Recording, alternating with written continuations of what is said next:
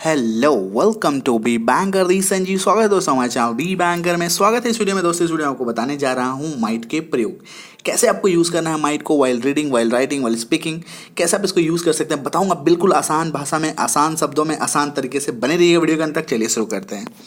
But उससे पहले आपसे गुजारिश होगी, अगर हमारे चैनल पर नए हैं तो प्लीज़ चैनल को सब्सक्राइब कर डालिए। वीडियो टॉप क्लास की है तो अभी कभी इसको लाइक कर डालिए। बेल आइकन जरूर प्रेस कीजिए ताकि आपको वीडियो की नोटिफिकेशन टाइमली मिल जाए और आप हमें फॉलो कर सकते हैं किसी भी सोशल मीडिया प्लेटफॉर्म पर, चाहे वो फेसबुक हो, ट्विटर हो, टम्बलर हो, इंस्टाग्राम हो, टेलीग्राम हो, व्हाट्सएप हो, एवरीवेयर वी आर। तो चलिए शुरू करते हैं। सबसे पहले समझते हैं कि माइट का मतलब क्या होता है। हिंदी में इसका अर्थ क्या है।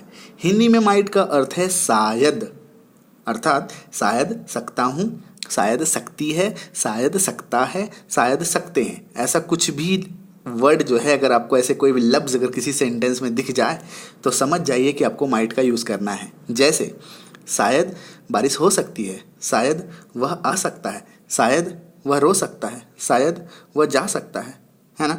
ऐसा कोई भी संभावना वाली जो सेंटेंसेस है, संभावना वाला जो वाक्य है, आपको अगर मिल जाए कहीं पे तो समझ जाइए कि माइट को यूज़ कर डालना है। ओके, चलिए समझते हैं इसको कैसे यूज़ करना है।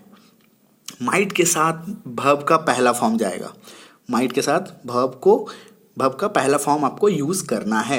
स्ट्रक्चर में बिठा दूं तो subject plus might plus V1। Clear है। एग्जाम्पल, सब्जेक्ट की जगह पे ही रखा, माइट की जगह पे माइट रखा, V1 की जगह पे स्टडी रख दिया। ही माइट स्टडी, शायद वह पढ़ सकता है। क्लियर है।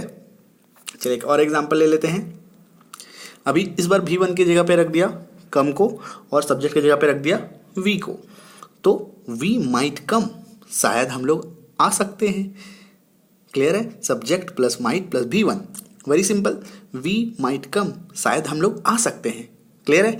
चलिए ऑब्जेक्ट की एंट्री कर डालते हैं, यानी कि subject plus might plus V1 plus object. Clear है। अब सब्जेक्ट की जगह पे ही को रख दिया, सब्जेक्ट की जगह पे ही को रख दिया, माइट की जगह पे माइट को रख दिया, V1 की जगह पे पास रख दिया, ऑब्जेक्ट की जगह पे द एग्ज़ाम रख दिया। He might pass the exam, शायद वह परीक्षा पास कर सकता है। क्लियर है। चलिए एक और एग्जांपल ले लेते हैं। सब्जेक्ट की जगह पे इट रख दिया, माइट की जगह पे माइट रख दिया, V1 की जगह पे रेन, बारिश होना, और ऑब्जेक्ट की जगह पे टुडे को रख दिया। इट माइट रेन टुडे, शायद आज बारिश हो सकती है, शायद आज वर्षा हो सकती है। क्लियर है। उम्मीद करता हूँ आप समझ चुके हैं। तो बढ़ते हैं आज का होमवर्क कॉलम। आज का होमवर्क है शायद वह सीख सकता है।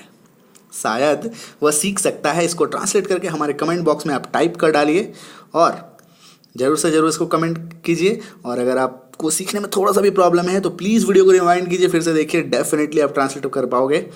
Thank you so much for watching. बने रहिए बी बैंग के साथ। Be with be bang, inspiring life through knowledge. Happy learning.